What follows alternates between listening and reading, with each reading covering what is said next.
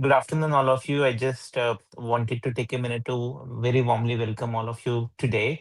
It's a very important. With joining all of you joining us today, it's a very important occasion. Just yesterday, after I think 8 to 9 months of intense effort, with all the ecosystem players from industry, academia, and government ecosystem. More importantly, the Department of Science and Technology under the National Quantum Mission has actually formally launched the India's roadmap for the quantum resiliency, right? So this actually is a big achievement in itself for all of us as a country, and we are quite thankful for the National Quantum Mission under Dr. Chowdhury and Dr. Reddy for taking for essentially releasing this very important piece of document that defines how actually India goes ahead with the quantum resiliency journey, right, in the next maybe 7 8 years of time frame. So this actually puts India into the League of Nations, including US, EU, UK, Australia, Canada, and Singapore. Each of them have their formal roadmap, and then India just yesterday has released our own roadmap, right? So essentially, if you the document, I think if you have seen our link post yesterday, DSA's post, it's available under DST website, and that is dst.gov.in, and then you just go to the news section, and then the very first news is this document. The document is currently open for public consultation till 19th of this month, February 2025, post which essentially this will be released as a guideline document for all of us industry partners to refer to, and then build our start our journey towards quantum resiliency. Once you see the document, you will appreciate that this is quite a long and intense document. Think goes to around 120, 130 pages. It's quite nuanced. There are a lot of things that are present in the document. It maybe for most of us it's slightly difficult to understand at a first go. So DSCI, having authored, having chaired the subcommittee too, which is essentially building on the roadmap for quantum resiliency, wanted to essentially take the industry along in this journey, and then explain to you what this document is about, right? So essentially, we'll have all the members who've contributed to the entirety of the document, including standardization, testing and standardization committee, and then the second committee, which is on crypto agility and quantum resiliency committee. So we'll bring all these players together, and more importantly, also a lot of industry participation as CSA and ASCOM will try to bring the entire ecosystem and then explain to you what this document means and what it means for your context as well, right? So this will be a series of LinkedIn lives that we will do in the next 1 2 months. There is certainly also a plan to come to all of you individual cities, and then essentially to do different workshops about what this quantum resiliency means for different industries. And we would certainly welcome you. We would really like for you to join us in those discussions in the months to come. You just please look at our LinkedIn website, LinkedIn and DSA's websites to know more about the recent developments that we will continue to do as NASCOM DSA in the next in the coming months, in the upcoming months, right? So I was expecting the CEO DSCI, who is the chairperson of of the second subcommittee, to join us today, but he's running slightly delay. I think there's some issue with essentially there's a lot of queue in one of the airports that he's traveling in. So till he joins, we envisage this certainly to be a two-way discussion wherein we'll ask questions to Vinayak, and then can get his perspective on the entirety of the document. But maybe in the next 10 minutes or so, I want to take a minute to quickly run you through the entirety, the core essence of what this document talks about, more from essentially the quantum safe migration perspective. So this is quite relevant for most of the industry folks. We'll largely talk about the timelines and what each of the timeline mean. And then hopefully till then Vinayak will join us, and then we'll have actually one-on-one on what this document mean, right? So if you look at, I mean, the whole crux of the document essentially distills down to three different milestones. Essentially, in the next 15 minutes or so, you will understand why there is a need for CAI to migrate quickly, and why enterprises, why we gave this timeline for a specific enterprises, right? So this timelines, essentially this entire quantum resilience journey is going to take some time and a significant effort from all of us, right? We, as essentially the members of the subcommittee, all of our the members certainly feel that this is going to be a whole of industry, whole of country approach even, right? Essentially, to achieve quantum resiliency, it's not going to be a single entity. Essentially, if they take the effort, it's not going to work out. So it's a whole of industry, whole of country approach. And then eventually this whole of industry approach will certainly take a lot of time, five to usually between 3 to 8 years, depending upon how quickly you have to transition to quantum safe products and ecosystem, right?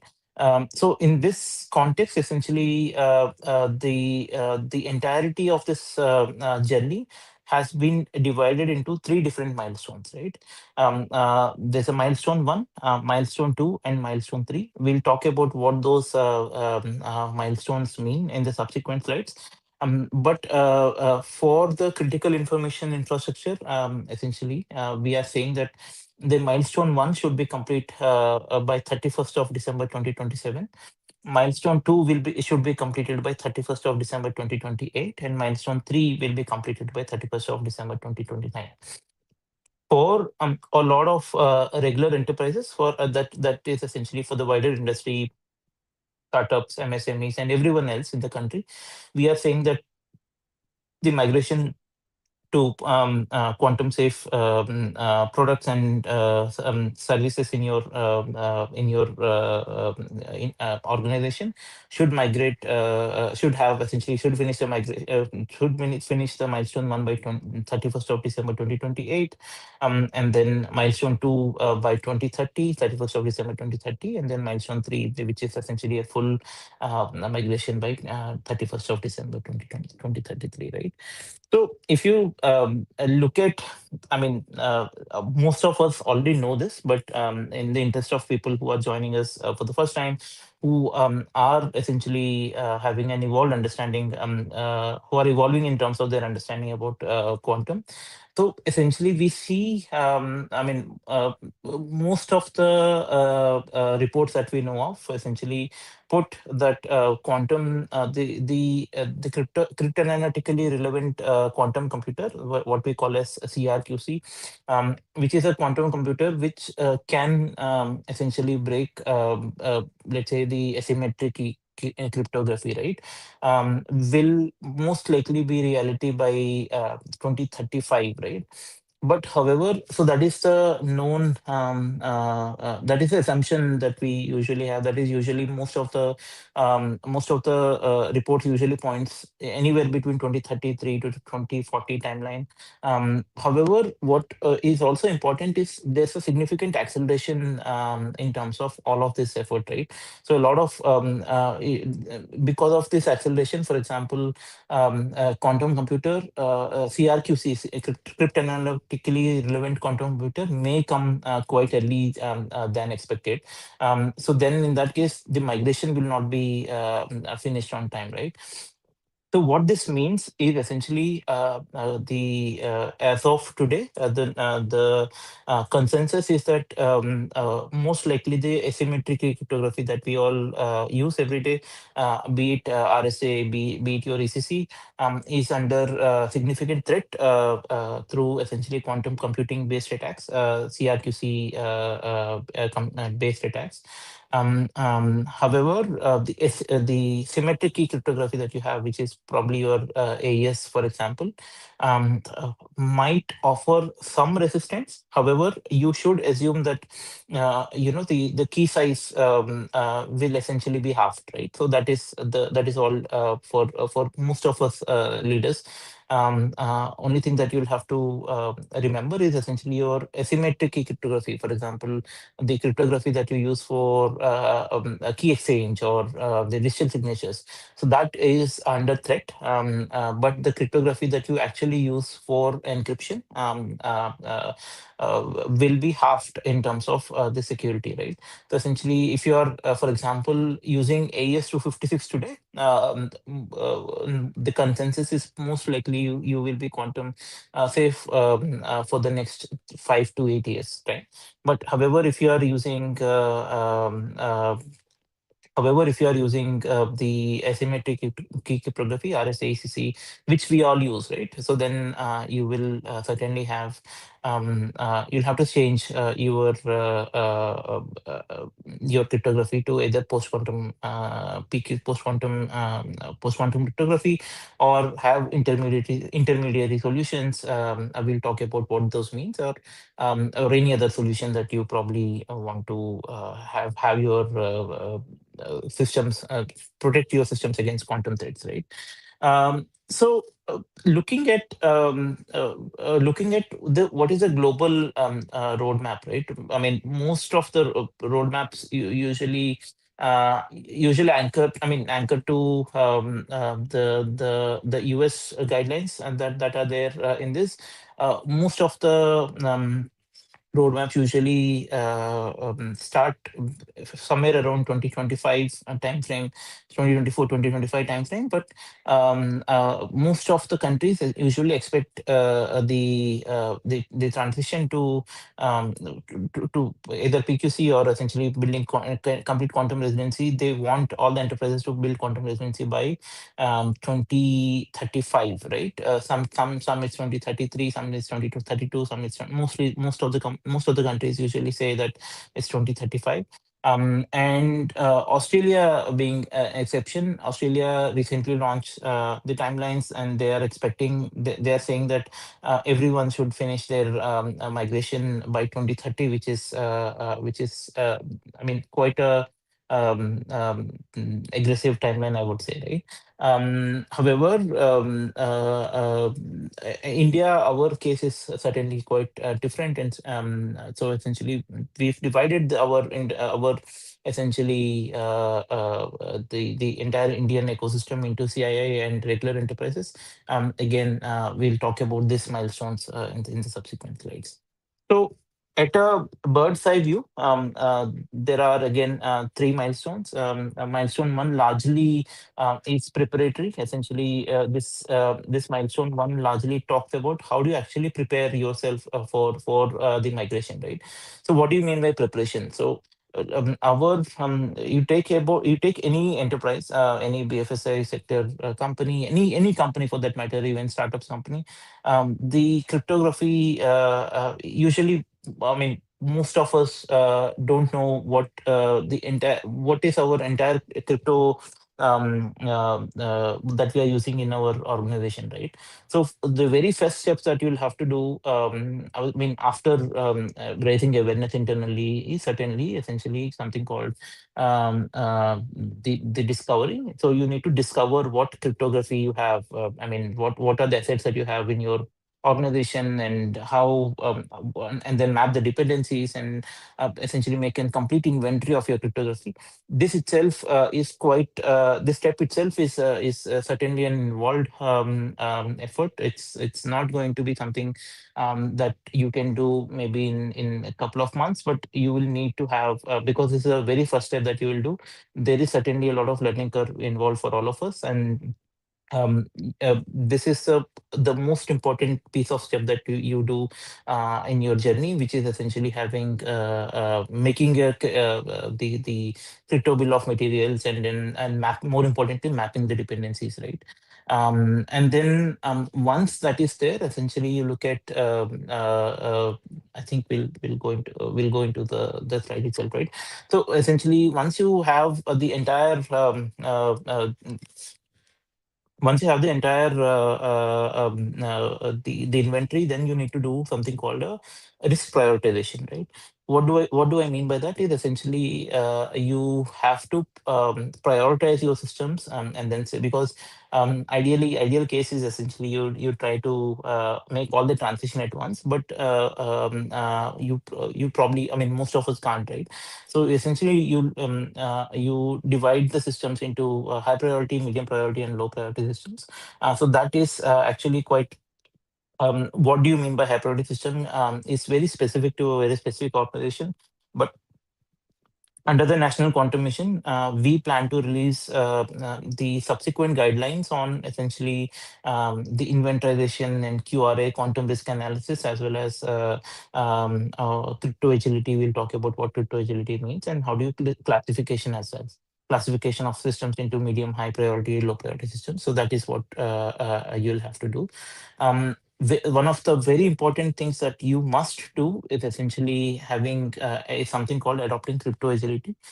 So we'll talk about, hopefully if the time permits, we'll talk about what crypto agility means in the subsequent slides. But essentially, the broader consensus worldwide is that essentially this the algorithms that you are seeing today, there's a strong likelihood the post-quantum cryptographic algorithm that you change that you are being standardized today, they may change, right? So if you change the entire journey of building quantum resiliency, we don't want the industry to redo that journey again, because it's going to be quite an expensive journey. It's going to be sort of like a long journey for all of us, and involved journey throughout teams. So it's not going to be something that one that you can do again. So essentially, we are saying that you'll have to adopt crypto agility. So in the subsequent slides, if the time permits, we'll talk about what crypto agility means. But certainly, as a part of this LinkedIn live series, we will certainly talk about each of these milestones in much more greater detail. And what crypto agility means also will come again, right? And then essentially, once you have this, you start migration of your high priority systems, and more importantly, also have assurance and oversight, right? And one of the important things that we are saying is that you'll have to do in the very first milestone is essentially you need to plan for contingencies in terms of sudden acceleration of some quantum technology which will threaten your posture, right? So in terms of in that context, there is a strong chance that you will have to essentially look at interim solutions like quantum VPN, proxies, tunnels, gateways, and other quantum technologies are very few. There are a lot of other interim solutions that you can use to protect yourselves against threats in the interim. This is not going to essentially give you. It's not like a magic bullet that will give you protection for long time. But in the interim, you can certainly plan to adopt some of these solutions to protect yourself as you go through this migration, right? And then second important milestone is when essentially you will actually look at seeing some of the outcomes of the investment that you've made, right? So second milestone largely talks about essentially might complete the migration of high priority systems. So this is essentially we are saying that all your high priority systems, what is high priority system? Again, systems that are most likely get are going to be impacted with essentially quantum computing based attacks in your context is the high priority system. In the subsequent I mean under NQM we will certainly release specific guidance in terms of how do you actually look at the qualification of high priority systems, right? And then third milestone is largely talks about the entire essentially migration, right? So this is where by this time we are saying that all of you most likely should have institutionalized crypto agility. You need to have I mean, if you are using PQC or hybrid crypto schemes, those will become standard. There will be one question: what does hybrid mean, right? Hybrid can mean PQC plus the existing cryptography. In the interim, that is certainly the case. Hybrid can mean essentially algorithmic plus any hardware solutions that you may have, that you may adopt, right? So that is essentially the complete full migration that we are saying that you'll have to finish by 2030. Um, but as we actually look at this migration, right? So there are three personas that we have also defined, right, as a part of this. So this certainly the CII and agent adopters that we talked about. CII, critical information infrastructure. I don't. I mean, as a part of the subcommittee, the entirety of subcommittee and the wider ecosystem feels that the CII and agent adopters, these are the enterprises which will have, I mean, which whose data is already being collected for HNDL harvest now decrypt later attacks through our adversaries. So they cannot wait until 2033 for the migration. So they should finish the entirety of the migration, right? So including milestone one, milestone two, milestone three, which is your inventory and risk prioritization and everything should finish by 2027, which is next year. It's a lot closer than we all realize. And then milestone two, which is essentially migration of your complete migration of your high priority systems, should be finished by 2028, 31st of December 2028, and the full migration, which is all your systems, the high priority, medium priority, and low priority. Even for example, your printer, your IoT, and everything else should also finish should finish migrating to either PQC or hybrid solutions by 31st of December 2029. And then there are certainly regular adopters. Regular adopters essentially, this is all of industry. Most of industry will be a regular adopter. So they will there for them again milestones are 2028, 2030, and 2033 for milestone one and two and three. And then providers are largely the people who actually build the solutions, and then essentially help build quantum resiliency. They should migrate with CII as well, right? So again, there are a lot of technologies that will help enable this migration, right? I must preface by telling you ki not one of these technologies or can offer entire essentially quantum resiliency, right? Most of the time people say PQC is the most I mean PQC is the bet that most of us should take. However, PQC also there's a good chance that some of the algorithms may be changed, and so the biggest thing that the biggest investment that you make in the journey is essentially adopting crypto agility. Is it adopting crypto agility? And then essentially having a good team that essentially build quantum resiliency in your context. There is second approach. I mean, there are two approaches to building quantum resiliency, right? So one is certainly the algorithmic approach, which is your PQC approach. So PQC approach is the most practical and scalable approach for most of the organization as of the knowledge that we have today. However, if you look at the Eastern countries, right, essentially be it China, for example, although they invested quite significantly in QKD, China is also betting quite significantly on PQC also, right? So there are two different approaches. So second is hardware-based approach, which is your quantum key distribution. India certainly has essentially a good ecosystem. Let's say with different IITs or some of the companies. C dot certainly have leadership in quantum key distribution. Quantum key distribution can help essentially handshake between. It can establish a key key between two parties. As of now, essentially, again, under QKD, there's a terrestrial QKD, which is essentially to have a fiber optic between two nodes, and then I mean, we are quite, I mean, ahead in terms of developing satellite-based QKD in the coming 6 months, 1 year time frame, right? IIT Delhi has also shown 1 kilometer line of sight free space QKD between two nodes. Quantum key distribution will help two parties establish key. However, in terms of digital signatures authentication, you certainly have to rely either on PQC or the pre-quantum cryptography, right, for authentication. This quantum gateways, quantum VPNs, and these again are derivatives of see some variation of the PQC and to some degree QKD. And quantum random number generator, again, QRNGs by themselves doesn't offer, I mean, offers a good entropy, so high speed entropy source, right? However, they can also, I mean, there's one school of thought is that QRNGs perhaps can't be modeled through a quantum computer, but again, the entropy between a TRNG and QRNG, some people argue that it is similar, right? So QRNGs are one way of essentially providing a seed for your keys.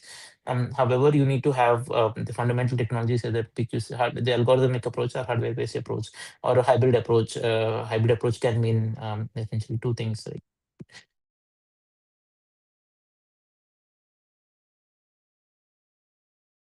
Um, right. So, in terms of essentially next steps, again,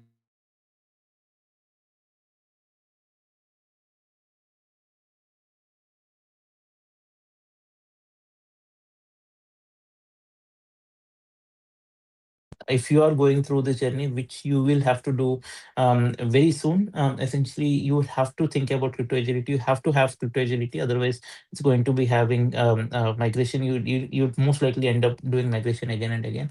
There will be specific guidance on quantum risk analysis. What do you mean by quantum risk analysis, right? How do you actually look at QRA? It's not the understanding is evolving, and then there will be specific documentation on the specific guidance on that, and then there will be also some broad based guidance that we'll give for implementation of all of this, right? So with that, I will take any questions that you may have, and then that's the end of today's discussion. I'm sorry on behalf of Vinayak that he's not able to join today, and then but I'll be happy to have any questions. I'll take any questions that you may have. But please follow our space, DSCS, LinkedIn, and other social media channels.